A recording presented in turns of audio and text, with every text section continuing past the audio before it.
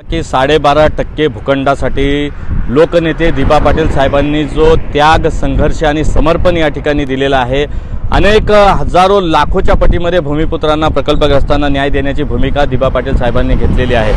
आणि तेवढ्याच जोर जो आहे, ज्यांच्यावर दिबा पाटील साहेबांनी उपकार केलेले आहेत, त्यांचं एक स्वप्नपूर्ती या ठिकाणी व्हावी असं या ठिकाणी त्यांची इच्छा आहे। मात्र राज्य आणि केंद्र सरकारकडून विलंब का होत असेल, काय वाटतं आपल्याला?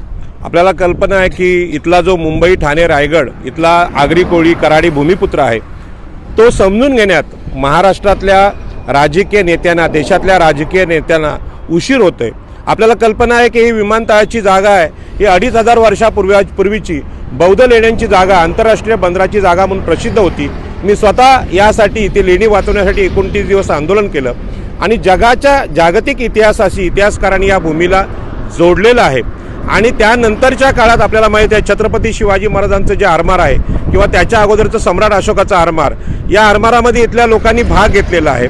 आणि अशा प्रकारच्या या लढाऊ लोकांना पेशवाईमध्ये दाबण्याचा प्रयत्न झाला। कुळ कायद्याच्या आंदोलनामध्ये आम्ही आमचा जमिनींचा अधिकार लढून मिळवला आणि डॉक्टर बाबासाहेब आंबेडकर आणि नारायण नागू पाटील यांनी या देशातली जमिनींच्या वाटपातली विषमता संपवण्यासाठी ऐतिहासिक कार्य केलं। आणि या कार्याचं दुसरी पिढी जी आहे, दुसरा टप्पा आहे, हे लोकनेते दिबा पाटील आणि दत्ता पाटील आहेत, हे राष्ट्रीय नेते आहेत। स्त्री भ्रूण हत्या विरोधी कायदा करणं असेल किंवा शेतकऱ्यांच्या पुनर्वसनाचा कायदा असेल, यामध्ये दिबा पाटलांचं योगदान हे खूप मोठं आहे। किंबहुना स्वातंत्र्यानंतर कुठल्याच नेत्याला अशा प्रकारचा लोकांना न्याय देण्याचा, 85% स्त्री शूद्रांना, भूमिहीन शेतकऱ्यांना न्याय देण्याचा कायदा करण्याचा जी संधी आहे ती मिळाली नाही। आणि या कायद्याचं जे सिंहाचा वाटा आहे हा दिबा पाटलांचा आहे। मग अशा प्रकारे 85% लोकांचं जे नेतृत्व आहे, त्या नेतृत्वाला हा देश का स्वीकारत नाही, हा माझ्यासमोर मोठा प्रश्न आहे। आणि इथल्या आगरी कोळी कराडी प्रकल्पग्रस्तांवर 12.5% पुनर्वसनाच्या माध्यमातून कोट्यावधीचे भूखंड देऊन याच परिसरात आज तुम्ही इथे पाहिलं तर दिमाखाने आणि वैभवाने इथला भूमिपुत्र इथे जगतोय।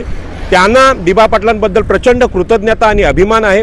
त्यांच्या अभिमानाची जाणीव न ठेवल्यामुळे सन्माननीय माजी मुख्यमंत्री उद्धवजी ठाकरे यांना आपल्या वडिलांचं नाव, हिंदू हृदय सम्राट बाळासाहेब ठाकरे यांचं नाव मागे घ्यावं लागलं।